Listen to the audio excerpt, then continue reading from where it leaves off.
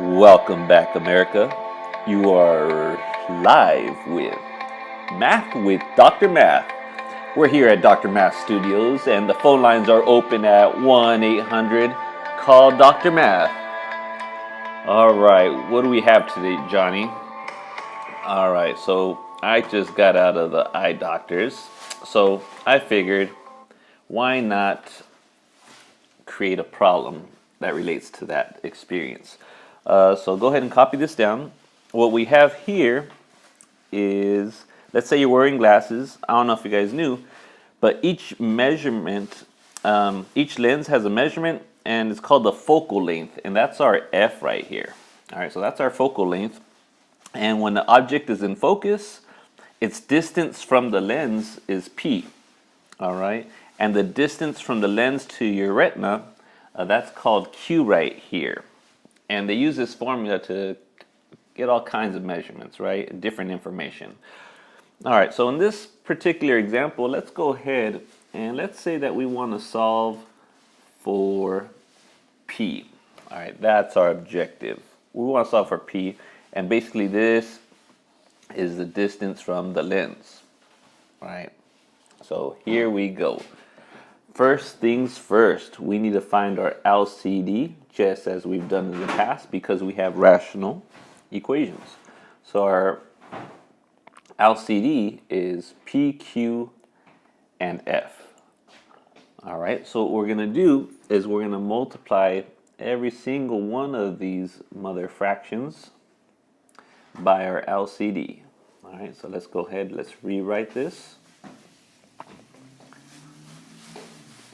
And we're going to multiply every single one of those fractions, we said, by the LCD. Bam. So there's our LCD. There's our LCD. And the LCD for you too. Again, don't forget, what's the whole purpose of multiplying by the LCD?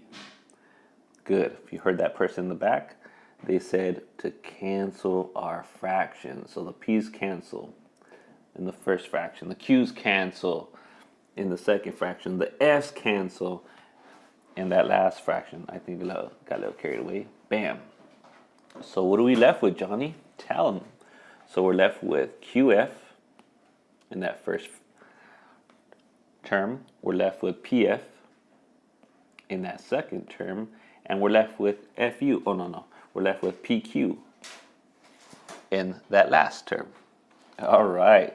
Don't forget, do not forget, what are we solving for? Bam, we're solving for P. So just like we've done in the past, when you're solving for anything, make sure all your P's are on one side. All right, so let's go ahead and let's move this PF, or for some of us it's PU. Let's move it to the other side. All right, so let me go ahead and shrink this down. Give us some real estate. Let me shrink you. Move you off to the side. Let me shrink you. Move you off to the side. All right. So on our left-hand side, what we are left with is we're left with QF. On our right-hand side, we're left with PQ minus PF. What are we solving for? Man, don't forget it. Do not forget that. But the problem is, I have two P's. I don't want two P's. All right? I don't want 2P. I already used the restroom. So what we're going to do is we're going to factor out a P.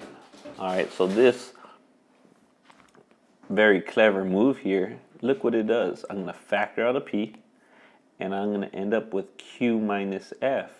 Now how many P's do we want? Bam. Now we're making our money today. All right, so let's go ahead and let's isolate that P.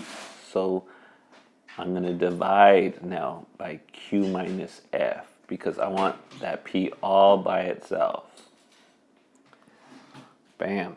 So now I go ahead and these cancel. So there's my answer right here. So now we have solved for P. All right, guys, I'll be here all week. I'll talk to you soon.